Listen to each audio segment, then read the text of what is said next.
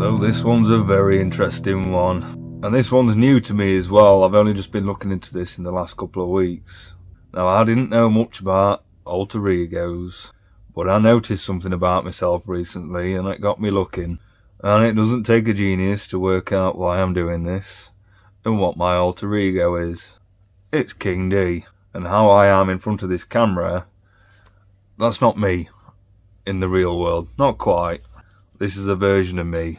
And before any of you is thinking, well, you're not being very authentic, let me elaborate. Now, I'm not the same me when I'm knocking about with my mates as the me when I'm with my kids. Picture this, right? We're all basically like a big keyboard with all the notes all the way across. But we're all only using certain notes, only certain keys on that keyboard. But we are the whole keyboard. Does that make sense? We are all them notes, whether we use them or not. We have adaptable personalities that change over time, with age, or depending on circumstances and situations, and depending on who we're interacting with. Now, when I'm around my friends, I'll swear like a trooper. I will. But say an old lady come up to me for some directions, I'm not going to do it to her, am I? I'm not going to be the same guy I am around my mates. Excuse me, can you tell me where the bus station is, please? You fucking what, Doc? You see that great fuck-off building over there?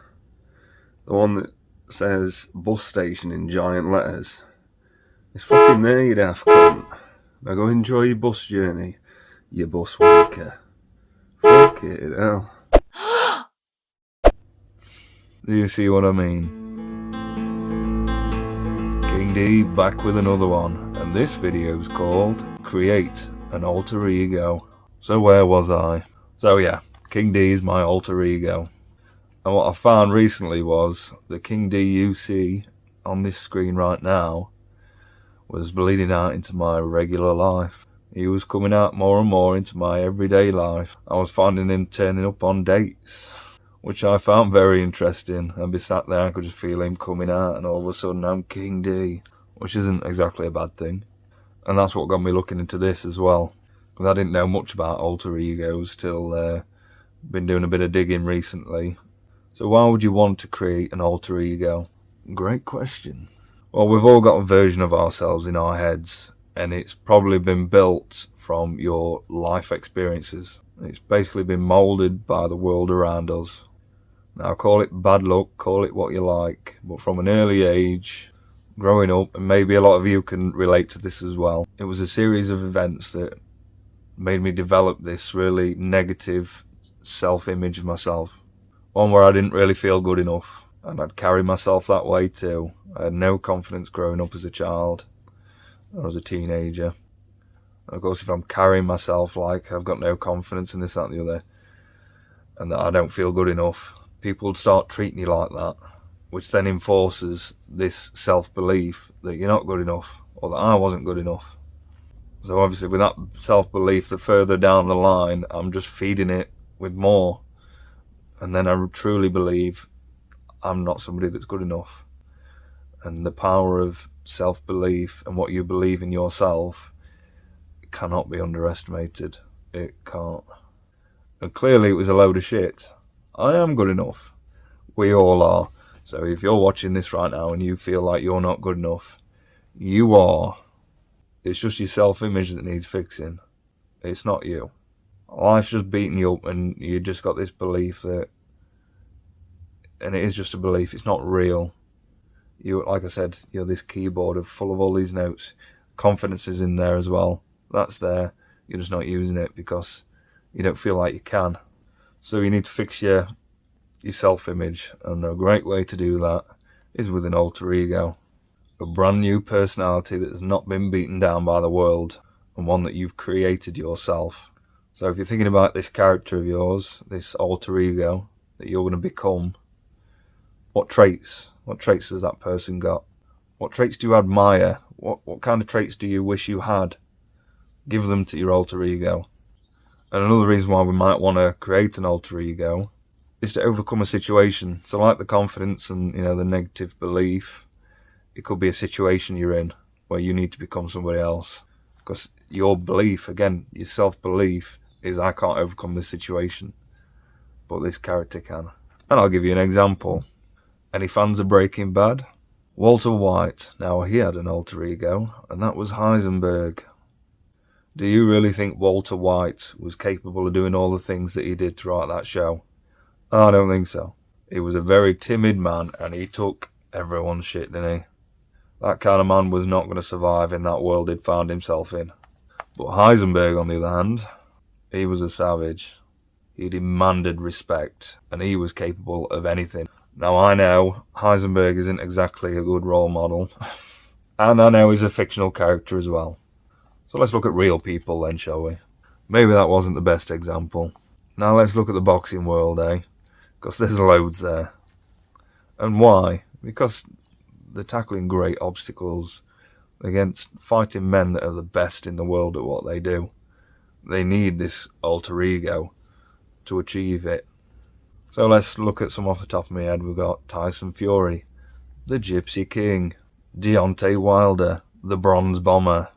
Now, I'm not saying you always have to give your alter ego a name. I mean, if you want to, crack on. Well, there's loads. And they've had to create these alter egos to overcome the monsters that they're fighting. In some cases, they have to become a monster. They could be the nicest guy on the planet outside the ring, but when they get in there, they're an animal because they need to be one. I mean, look at Deontay Wilder. No, I don't think Deontay Wilder's a particularly bad guy in the real world. Or at least he wasn't anyway, till the Bronze Bomber took over. Well, then again, I don't know him personally, so I can't really say. But what I do know is when he's the Bronze Bomber, he is brutal. He's a vicious animal, and he's crazy. He's even gone on record as saying that he wants a body on his resume, which means he wants to kill somebody in the ring. Now, I don't believe for a second that Deontay Wilder wants to do that, but the Bronze Bomber does. And he needs to be the Bronze Bomber when he's in that ring. And again, in and outside the ring, he's Bronze Bomber in the ring, but it still bleeds out into his normal life. So again, the power of the mind, you really need to be careful with your alter ego, that you're not going to turn into some kind of monster. Make sure your alter ego is for positive, for yourself and the people around you. I'll give you another example of a boxer, and this is a good one, a very good one. Mike Tyson. Most of you maybe won't know this, but Mike Tyson was a very scared individual. He was very timid and afraid, and I bet you didn't know that. Everyone knows him as the baddest man on the planet, and he was. But that wasn't Mike Tyson. That was Iron Mike. But yeah, Mike Tyson was very afraid, and it was life. He'd had a cruel life, cruel upbringing, and again, that self-belief that he wasn't good enough and that he was scared of everybody and everything. Life had made him so full of fear. And with that level of fear, he was never going to be the baddest man on the planet, was he? He wasn't going to beat all these big blokes that he was getting into the ring with. He had to become the baddest man on the planet. So Iron Mike was created. Now, I don't know if he came up with that name himself or it was coined by someone else, I don't know. But what I do know is he did create an alter ego, and he embodied that alter ego. And I've heard him say the closer he got to that ring, the more he was turned into Iron Mike and the unstoppable animal that was never going to be beaten. Well, there you go again, the alter ego took over, and I know he's in his life outside of the ring. You know, he took a few wrong turns, and it's understandable from where he came from and the monster he had to create for the ring. Well, then if you look at him now, which I really find fascinating, he does fascinate me, is how he's managed to put a lid on this alter ego. But he's still there, and he says it is as well. He knows it's still there, it still talks to him, it taunts him. But now he's such a humble man, and he's so open and honest, he just lays it all out on the line. He'll just say it. And I've got to admire him for that, especially for the incredible life he's lived and the journey he's been on. Now, one more boxing example is our boy Alexander Usyk. Now, let's look how he does his hair sometimes and how he dressed for the fight for the press conference, the second time with Anthony Joshua.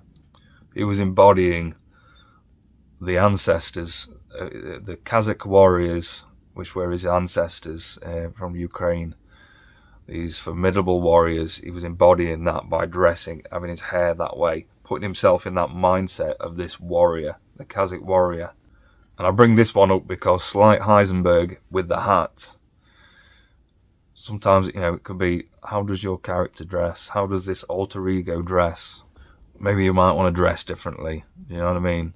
Give something distinctive about your alter ego. So maybe your alter ego is super confident because you've really struggled with confidence all your life. Well, how does this super confident alter ego dress? I'm guessing he dresses pretty sharp. So maybe you need to buy yourself some nice new clothes.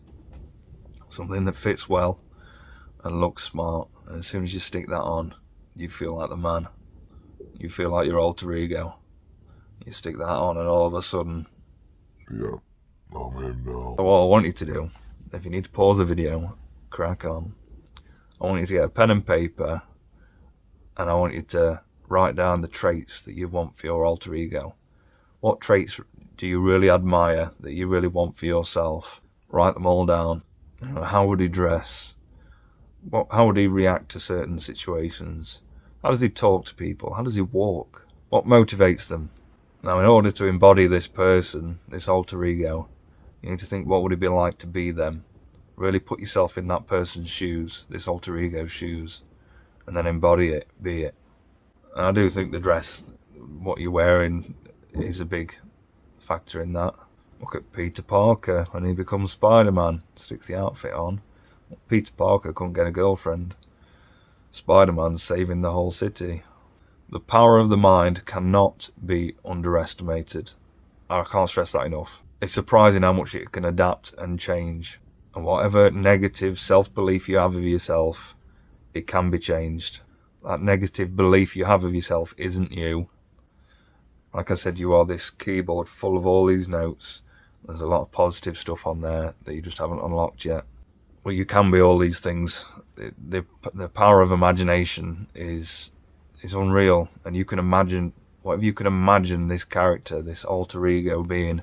You can be that person. Well, you got to put in the work, and you got to believe it. So start being that other person. If you can't believe that you yourself can do X, Y, and Z, then you need yourself an alter ego, and give him all the traits that you want for you, and be it. Sounds mental, I know it does. It does sound mental, but I'm not bullshitting you. The you that you believe in is just a reflection of the world and how it's been for you. And you've chosen to believe it. Believe the world when you've just had some bad luck. You are good enough, and you can change a lot of things with this. I'll give you some examples. Say if you're fat. What does a fat guy typically do? Well, he eats too much, doesn't he? And that's probably what you're doing. What if your alter ego was an athlete? Now put yourself in that athlete mindset. Become that athlete. Athletes don't eat shit, do they?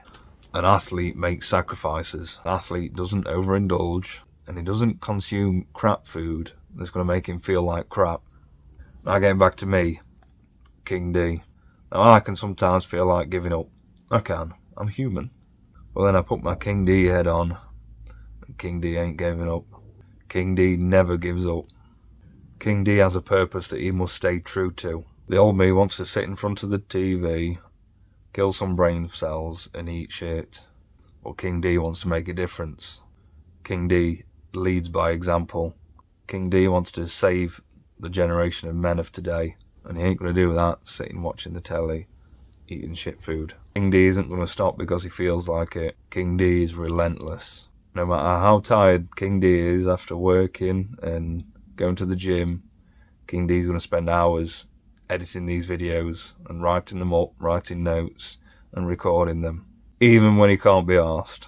Now, I can be very honest with you right now, I wouldn't still be doing this if I didn't adopt the King mindset and start becoming King D. Genuinely, I wouldn't be doing this anymore. The old me, the amount of things I'd start, little projects I'd be starting, hardly ever finish any of them. Like I said, I was writing novels since I left school. I've got 5 finished. They need to go out. I need to go over them. I never got around to going over them. The amount of unfinished novels is unreal. I've got some amazing ideas for novels that I started and thought, oh, fuck that, can't be arsed. Or I'll get another idea and think, oh, I'll go with that one instead. Anything, I could not just sit there and do the work. And I certainly wouldn't be doing all these videos as frequently as I'm doing them, and the amount of hours I'm putting into doing them. You know, we're talking 30 plus hours a week while working full time as well, going to the gym 3 times a week, exercising at home as well, kids on weekends, dating, social life, all that as well, trying to cram it all in there. The old me would look at that and think, fuck that. How about sit on our arse and relax? Well, that's not how King D operates, and I want to lead by example and show you guys that it can be done as well. And all of you can. I'm just a man. No, I'm nothing special at all. And you can. I never thought I could either, but you can do it. Whatever it is you want out of life, you can do it. And if you have to develop an alter ego to do it, then you go do that. Because that alter ego, it is you. It is you. It's a side of you that you've not brought out. If you can imagine it, you can be it. And I mean that. And I want to be a good role model. I want to lead by example. Hence King D. I think this is where Professor D comes from as well, because I also enjoy being a dickhead. Well, I can't do that if I'm trying to be a good role model. So I think I put that into Professor D. I have another little side character, another alter ego, you could say. So I can fulfill my little bit of me wanting to be a dickhead. Because I enjoy it. I don't mean any harm by it. It just amuses me. And if you can't amuse yourself, then you're doing something wrong. I always amuse myself. That's why I keep the laughter in when I laugh to myself on these videos. I'm showing you I'm having a good time. And whatever it is you're doing, I hope you're having a good time as well. So that about covers it anyway. I might do a follow-up video on this one because it is new to me. And I think it's been happening since I've started this, becoming King D. But now I'm more aware of it, and now I can alter it and change it to exactly how I want to be and become that. So stay tuned and we'll see where we'll go with that one. Well, there is something to it. There really is. And until next time, like this video, drop us a comment. If you got your own alter ego in mind, let's hear it. Let's hear it in the comments. And subscribe and be the best you. And do it for you. Cheers.